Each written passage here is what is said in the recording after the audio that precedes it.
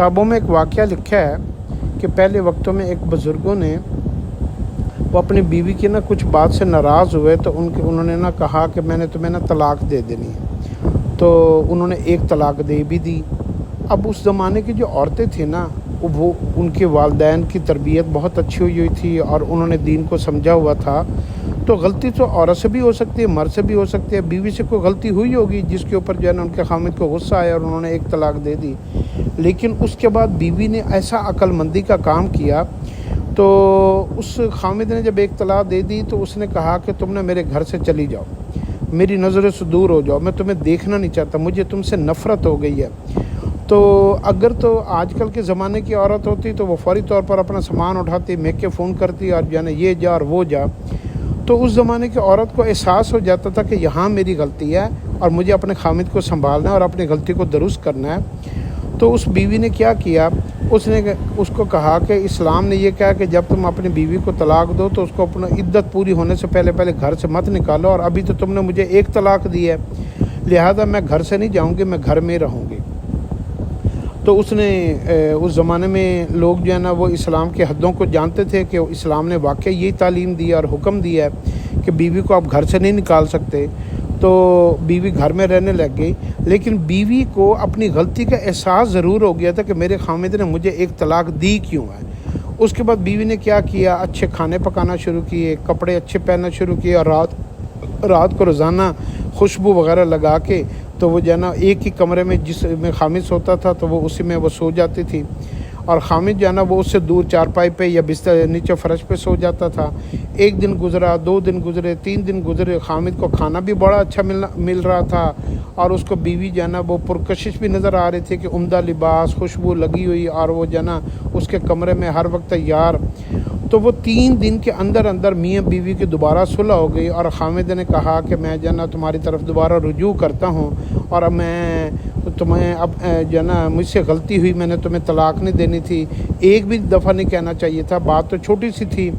तो मुझे जो है ना वो तुम्हारी बात को माफ़ कर देना चाहिए। तो खामिद ने बजाय बीवी को बुरा भला कहने के बीवी के रवैये, एटीट्यूड और उसकी जो है ना वो मुस्बत पॉजिटिव एक्टिविटीज़ की वजह से खामिद ने बीवी के साथ रुजू भी किया और बीवी से अपनी गलती की शर्मिंदगी का एहसास भी उसको बताया कि मुझसे गलती हुई है। तो घरों को इस तरीके से भी पहले बसाया जाता था। घरों को बसाने का सिर्फ यही तरीका नहीं होता कि खामिद बीवी के साथ गुस्से हुआ और बीवी ने बिस्तर उठाया और सामान उठाया और बैग उठाया और ये जा और वो जा और यूँ समझा कि जो मेरा भाई ये करेगा तुम मुझे ये बात मानोगे तो हम जो है ना दोबारा तुम्हारे साथ रिश्ते को बसाएंगे, तुम ये लिख कर दे दो, तुम जो है ना ये शर्त हमारी मान लो, आज के बाद ये नहीं करोगे, आज के बाद वो नहीं करोगे। और खामिद को जो है ना मजबूर किया, फिर खामिद की रसवाई की, खामिद की बदनामी की और खामिद को जो है ना पहले सारे बरादरी में, रिश्तेदारों में, अपने बहन भाइयों में ज़लील व ख्वार किया और उसकी सारी खामियां एक एक करके साथ मिर्च मिसाला लगा कर बयान की। इस तरीके से खामिद के साथ एटीट्यूड रख कर कभी बीवी इज़्ज़त नहीं पा सकती। हाँ, अलबत्ता जैसे इस औरत ने किया कि किसी को कानो कान ख़बर नहीं होने दी और अपनी गलती, चाहे वो इसकी गलती थी या खामिद की गलती थी, इसको तो किताब में वाक़े में नहीं लिखा, लेकिन चूँकि उस औरत ने जो समझदारी का सबूत दिया, वो जो बात को असल निचोड़ था वो यही था कि वो घर से नहीं निकली, बात को कहीं बाहर नहीं होने दिया और खामिद को उसने अपने रवैये से दोबारा मुतासर किया। और जैसे पहले नई नई शादी होती है ना तो उस वक्त बीवी का सबसे खूबसूरत रवैया होता है, मंगेतर बनती है तो उसका बोल चाल का अंदाज़ बड़ा खूबसूरत होता है। अपने मेके में जब उसका खामिद अपने ससुराल में जाता, भी मंगनी हुई होती है, तो उस वक्त उसके ससुराल वाले उससे बड़ा अच्छा तरीके से पेश आते हैं। तो ये जो रवैया होता है ना, बेसिकली रिश्ते की बुनियाद ये बनती है। फिर अगर शादी के बाद भी जैसे उस औरत ने अपने रवैये को बिल्कुल उस दिन की तरह दोबारा से अस्सिर नौ रीडिज़ाइन किया कि खामिद की उसी तरीके से ताज़ीम, अदब, एहतराम, उसकी खिदमत, उसके लिए तैयार होना, उसको बन सब जैसे नई नवेली दुल्हन करती है, तो वो जो रवैया होता है ना, एटीट्यूड होती है, जो एटीट्यूड होता है, बिहेवियर होता है, وہ ان مرد کو سب سے زیادہ اٹریکٹ وہی کرتا ہے جو عورت کے آنکھ میں حیا ہوتا ہے، اس کے بول چال میں، یہ جو عورتوں کے لہجے میں طنز ہوتا ہے، تلخی ہوتی ہے، تنقید ہوتی ہے، اور اس کے اندر اس نے بات کو نشانہ بنا کر لگایا ہونا تھا، جس کو ہم پنجابی میں کہتے ہیں تیلی لگانا۔ تو یہ چیزیں جو ہے نا یہ مرد کے مائنڈ کو بڑا ڈسٹریکٹ کر دیتی ہیں۔ اگر وہ بیوی کے بارے میں پازیٹیو سوچتا بھی ہے نا تو یہ چیزیں اس کو جو ہے نا وہ پھر نیگیٹیوٹی کی طرف لے جاتی ہیں۔ پھر بازار بھرا پڑا ہے، زمانہ اتنا جو ہے نا وہ